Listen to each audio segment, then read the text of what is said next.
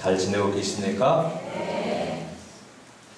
여러분들 일상의 여정 안에서 많은 사람들과 관계를 맺어가면서 내가 하느님의 사람으로서 기도하는 사람으로서 하느님께 은혜와 축복을 받은 사람으로서 누군가에게 내가 받은 은혜와 축복을 나눠주고 있는가 한번 생각을 해보셨으면 좋겠습니다. 사제가 미사를 봉헌하면서 주님께서 여러분과 함께 이렇게 여러분들을 축복을 합니다. 여러분 또한 사제를 하느님께 봉헌해 드리면서 또한 사제와 함께 그렇게 대답을 하시는 사제를 축복을 합니다. 늘 여러분들이 하느님의 은혜와 축복을 받은 사람으로서 누군가를 축복을 해주고 내 은혜를 나눠가는 그런 믿음의 여정을 걸어가시기 바랍니다. 저희 사회복지센터 밑에 공부방이 있어요. 공부방에서 이렇게 공부하는 아이들이 한부모 가정 아이들, 저소득 아이들, 또 사각지대에 있는 그런 아이들이 대부분입니다. 집에 가면 아이들이 밥을 잘 먹지를 못합니다. 엄마 아빠가 안 계시기 때문에. 또 할머니 할아버지도 이렇게 밖에 나가 계시기 때문에 아이들이 이렇게 집에 가면 밥을 굶습니다. 그리고 집이 가난하기 때문에 여타 다른 아이들처럼 학원에 다니지를 못해요. 그래서 저희가 공부방을 이렇게 열어서 아이들이 오면 밥을 주고 또 건강하게 잘 자랄 수 있도록 돌보아줍니다. 또 여러 가지 음악도 교육시키고 또 이렇게 학교에서 공부하는 그런 공부들도 교육을 시키면서 아이들이 다른 아이들보다 뒤처지지 않도록 뒷바라지를 합니다. 제가 아이들을 만날 때마다 아이들 축복을 하죠. 신부님이 기도할 때 신부님의 축복을 받아라. 그러면서 이렇게 안수를 해줘요, 아이들에게. 근데 어떤 아이가 신부님 저에게 축복을 주셨어요? 제 축복도 받으세요 그러더라고요, 아이가. 신앙인이 아니에요, 그 아이는. 성당을 다니고 있지 않은데 자기가 받았으니까 자기도 줘야지 그렇게 생각을 하면서 저에게 축복을 주는 거예요. 여러분들, 우리가 주는 축복은 내 축복이 아닙니다. 내가 이렇게 가지고 있는 은혜는 내 은혜가 아니죠. 하느님께서 나에게 주신 축복이고 하느님께서 나에게 주신 은혜를 내가 나누는 거죠. 내가 받은 은혜와 축복을 나눠갈 때 하느님께서 기뻐하시고 하느님께서 만족하시고 하느님께서 기뻐하시고 하느님께서 만족하실 때 우리에게 더 큰 은혜와 축복이 임하게 되신다는 것. 우리에게 더 큰 은혜와 축복이 임하게 되신다면 우리의 삶이 더 풍요로워진다는 것, 더 행복해진다는 것. 여러분들이 일상의 여정 안에서 하느님의 은혜와 축복을 나누지 못했다면 기도에 나오셔서 하느님을 찬양하면서 하느님께 찬미를 올려드리면서 형제 자매들에게 축복을 하시기 바랍니다. 아멘. 옆에 있는 분들 보면서 하느님의 이름으로 축복합니다. 한번 인사를 한번 해보시기 바랍니다.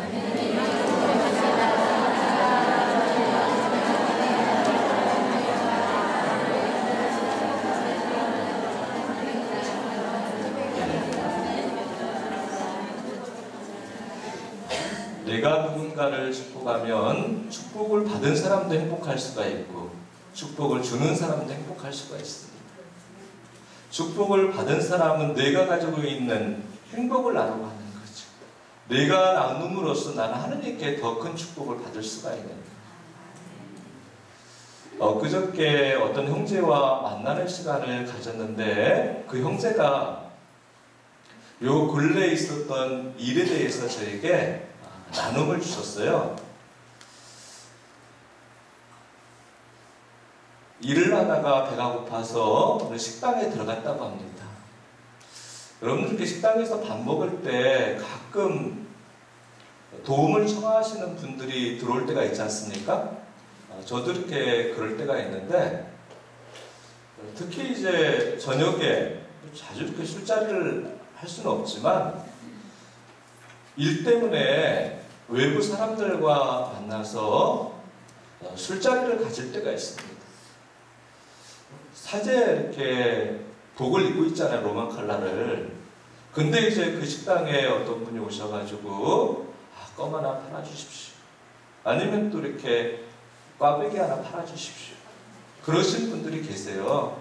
그런 분들은 주로 이렇게 할아버지 할머니들이죠. 할아버지 할머니들.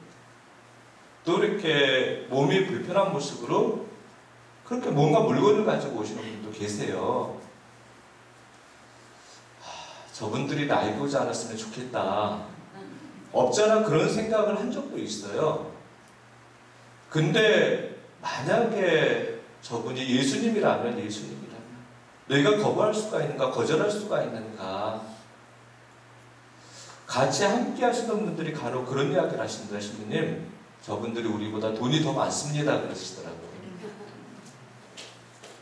돈을 얼마나 많이 버는지 몰라요, 신부님. 그러신 분도 계세요. 그래도 예수님이 아닐까 하는 생각에 저는 항상 이렇게 드립니다. 드리기도 하고 또 사드리기도 하고. 이 형제도 그런 경험을 했대요. 밥을 먹는데 어떤 할머니가 들어오시대요, 식당에. 그래서 물건을 파는 게 아니었어요. 초라한 남루한 그런 옷을 입고 계시는데 좀 도와주십시오 그러시더라고요. 그 식당이었는데 저와 똑같은 마음을 가지고 계셨던 모양이에요. 곤란하다. 오지 않으셨으면 좋겠다. 몇 분들한테 거절을 당하셨어요, 할머니가. 근데 계속 이렇게 책상을 왔다 갔다 하는 사이에 식당 주인이 와서 할머니 밖으로 내보냈다고 합니다. 밖으로 나가는 그 할머니의 뒷모습을 보면서 저 할머니가 우리 어머니라면, 내 엄마라면 문득 그런 생각이 들더래요. 그래서 쫓아나갔다. 할머니께 10,000원짜리 한 장을 드리면서 식사하시라고 그랬다고 합니다. 그 형제의 그 모습을 하나님께서 바라보신다면 얼마나 기뻐하실까. 그 모습이 하나님께 영광을 올려드리는 모습이죠. 10,000원짜리 한 장. 어떻게 생각을 해보면 큰 돈일 수도 있어요. 또 어떻게 생각을 해보면 작은 돈일 수도 있지. 그 돈의 가치를 바라보시고 하나님께서 기뻐하시는 게 아니에요. 그 형제의 마음을 바라보시고 그 마음을 나눔을 받는 그 할머니의 모습을 바라보시고 하나님께서 만족하시고 하나님께서 기뻐하시고 그 모습 자체가 하나님께 영광을 드리는 모습이라는 것. 그 형제가 아이들을 키우고 있는데 아이들에게도 그런 이야기를 한다고 합니다. 누군가 도움을 청하면 묻지도 말고 따지지도 말고 도움을 주려구나. 도움을 주려구나. 지하철을 아이들이 타고 학교 등교를 하는데 지하철을 타면 꼭 그렇게 도움을 청하시는 분들이 계십니다. 아이들에게 그렇게 이야기를 했대요. 가진 돈 있으면 항상 1,000원씩 드리라. 거절하지 말고. 나에게 손을 내미는 그 손길이 바로 예수님의 손길일 수 있다고.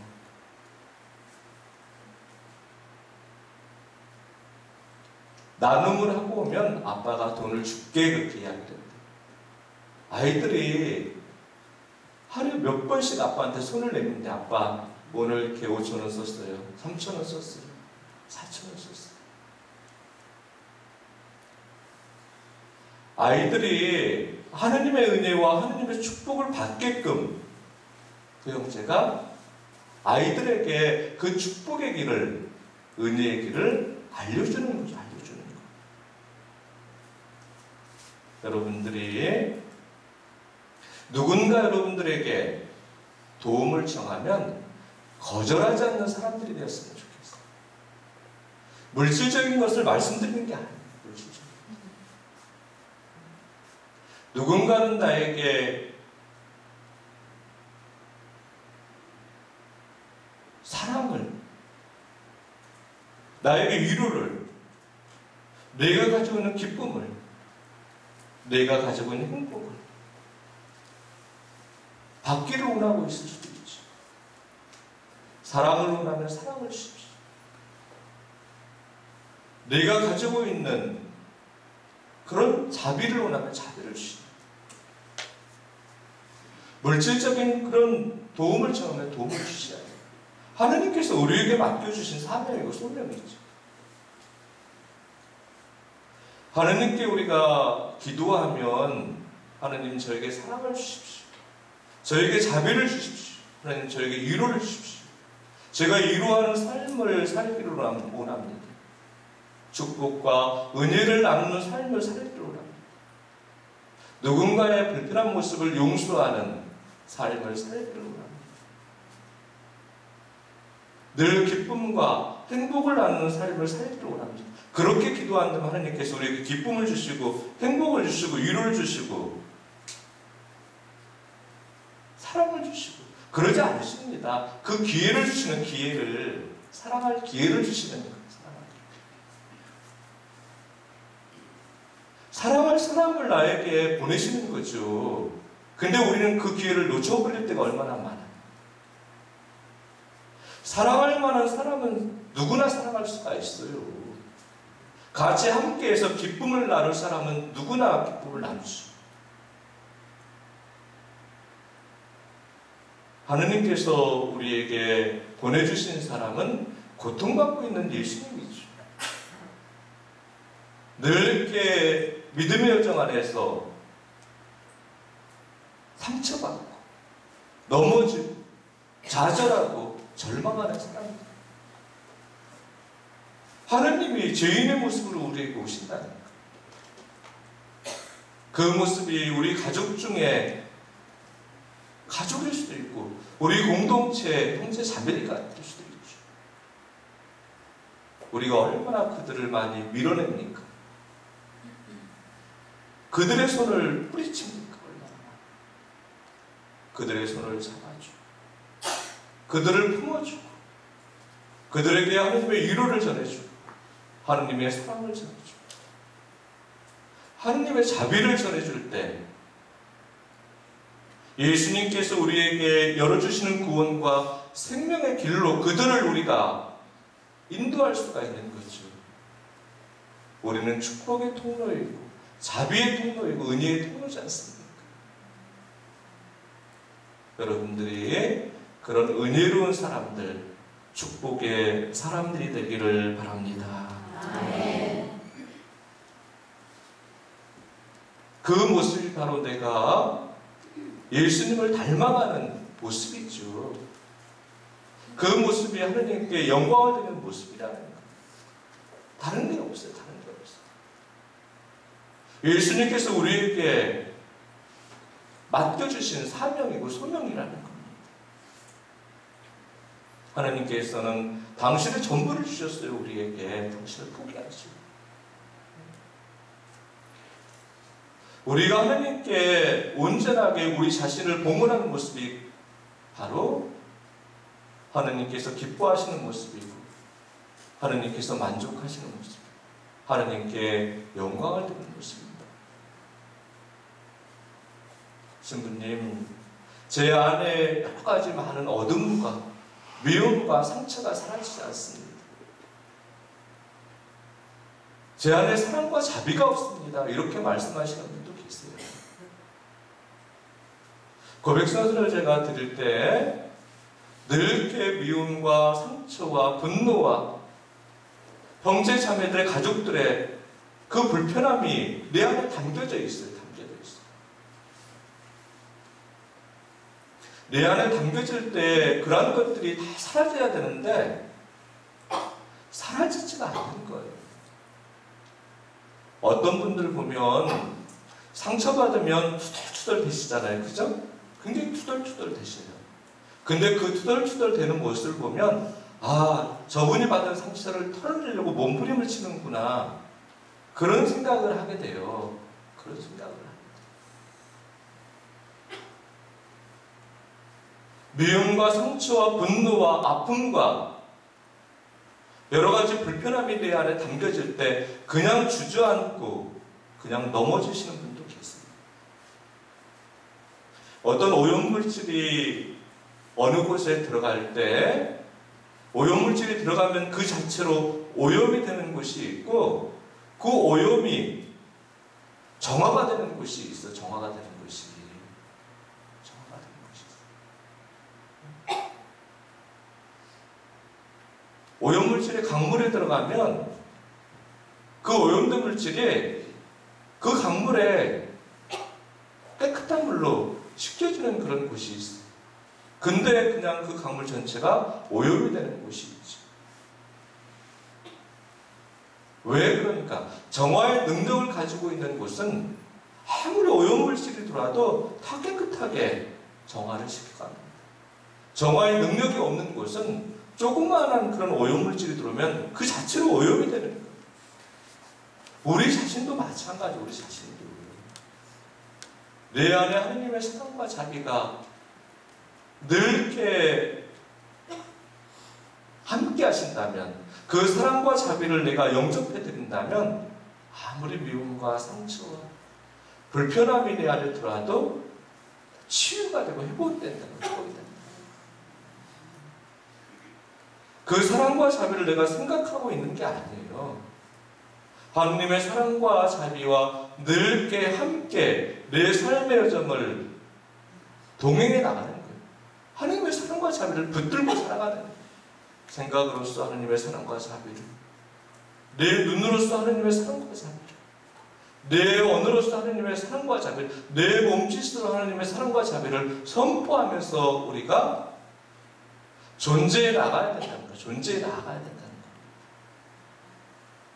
거예요. 내가 가는 그 곳이 어느 곳이든, 내가 만나는 사람들이 어떤 모습이든 하나님의 사랑과 자비로서 그들과 함께 해야 된다. 그곳에 하나님의 사랑과 자비가 풍겨져야 된다. 풍겨져야 된다. 하나님께 선택받은 사람들의 모습, 하나님의 도구로서 파견된 사람들의 모습입니다. 기도하는 사람들의 모습이죠. 하나님을 찬양하는 사람들의 모습, 하나님께 기쁨과 만족을 드리는 사람들의 모습, 바로 여러분들의 모습이 여러분들의 모습. 여러분들이 그런 은혜롭고 축복된 사람들이 되기를 바랍니다. 아멘.